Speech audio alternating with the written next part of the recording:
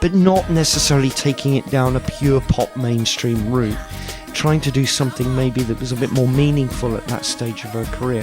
That's not to say what Rachel and others are doing isn't great, it's right for them.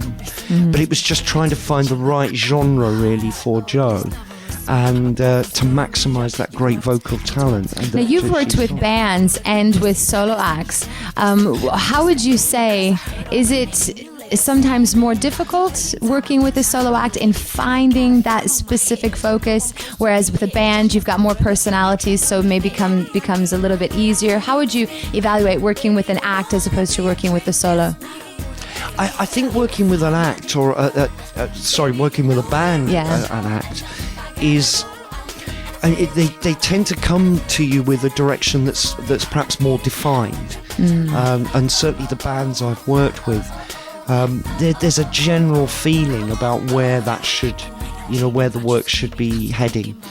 With a solo artist, particularly someone who's come out of a successful band, such as Jo from S Club, that's always a more difficult challenge, because you're needing to really think through where they've been and where they might be going, and you need to perhaps take account of the artist's aspirations, the existing fan base, the current climate, the market. All those sorts of factors need to be brought together, and whereas probably working with a band, it's much more well defined, and it's probably a new band.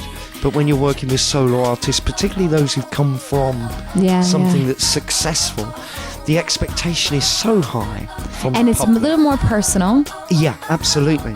And you're exposed. You don't have any other members to hide behind, do you? Absolutely. And also there's a tendency to want to prove something and to set their own direction, quite understandably.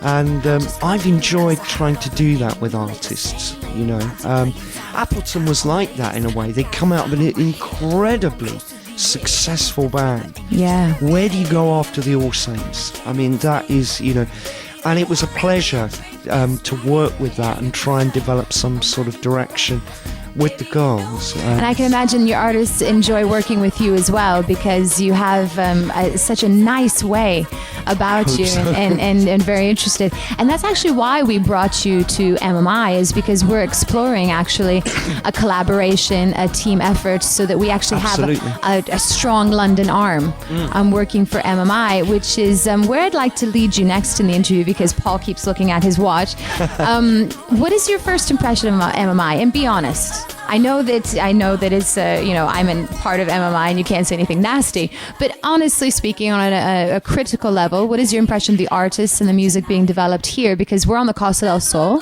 which sometimes feels like the end of the earth. Yeah.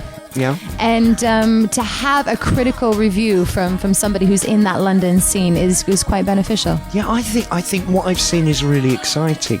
The model that you've got here, albeit based out here, is a very, very successful model being used in the UK. And I think that the enthusiasm, the dynamism I've seen within the team here to make this work is very exciting. And I think it's I think there's so much scope with the right kind of development to build a model that's very similar to some of the models that work very, very successfully elsewhere.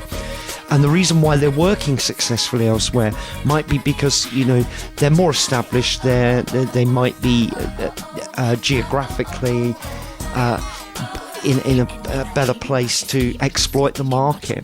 But that doesn't mean that you can't do that over here with the right kind of connections. So I think what I'm seeing is enthusiasm, talent, that just is waiting really for that to cross that next step, and become a successful organisation. It certainly has all the ingredients in place to do that, I think. Yeah. Well, we're hoping that with the songs that we currently have and the input that you have, that this will be a really, really strong addition to the MMI team. and because of your success and the people that you know, that we will be crossing borders and making waves. Fantastic, yes. Really big waves soon. We're going to play another track of yours, but I'm going to leave this one to you. Do you have any personal favorites that you would like to the Costa del Sol listeners and Costa Blanca listeners to hear before I ask you my special psychological questions? Yeah, Laura, I'd like you to play Smoke 27. Been there, done that. I don't know, whether you got that here and whether your listeners will know it. Some of them may do. But it's quite a special song because it was one of our first major releases, and it was my first kind of journey into the world of R&B, which was, excuse me, a very interesting journey for me. It was made Heat Record of the Week and got some great reviews in the UK. So it was, we felt very good as a team when we put that together. So a particularly proud moment for the successful songwriter from London, actually originally from Essex, Andy Hayman. This is Smoke 27 with their track called Been There, Done That.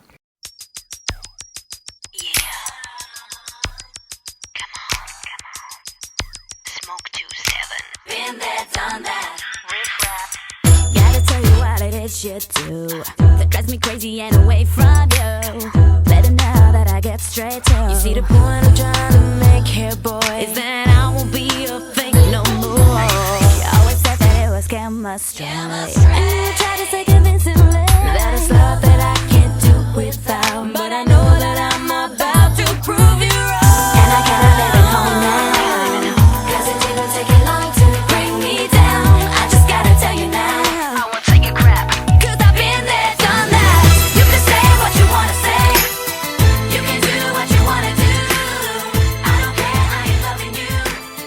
All right, Andy, we're going to get a little personal now. What is your favorite word? Love. Oh, all you need is love. Yeah, my favorite word. What is your least favorite word? Hate. What turns you on? Like I said, in what sense? What tickles you? And it can be artistically, it can be sexually, whatever turns you on. I probably better stick to artistically, but a great song always turns me on. Whatever genre, whatever. Nothing you could say could tear me away from my a great song. I mean, Laura and I we were talking about the Beatles last night. We had a long conversation about the Beatles, and just great songs. It doesn't matter what genre. It doesn't matter whether it's contemporary, old-fashioned. Songs that just make me, just make the hairs stand up on my neck. That's the kind of thing that really switches me on. And then conversely, what turns you off? Bigotry, racism. I hate it. I really get very turned off by people with very bigoted views and who don't appreciate the special qualities in everybody. And I find that a real turn off. I find as I get older, I don't want to be around people like that, and I get very, very concerned, with some of the situations in the world and some of the things I see back in England, and the kind of situations that are around because of bigotry and hatred without any foundation. Wonderful that you're a songwriter. The pen is mightier than the sword. Absolutely. What sound or noise do you love? There's a couple of things. I love the sound of my son's voice. Oh, how's nice. I love the sound of my son's voice. He's a great kid, and I love hearing him on the telephone. But I quite like the sound of fried eggs. Oh, I like the sound of fried eggs. I didn't tell you that Paul makes a mean fried eggs. I like love you've fried eggs. Never had. And hearing food being cooked, and I like the sound of birds, and I like cats' meows. Ah, fantastic. Conversely, what sound or noise do you hate? Loud motorbikes, loud traffic, people shouting, hostile, anything hostile. Yeah.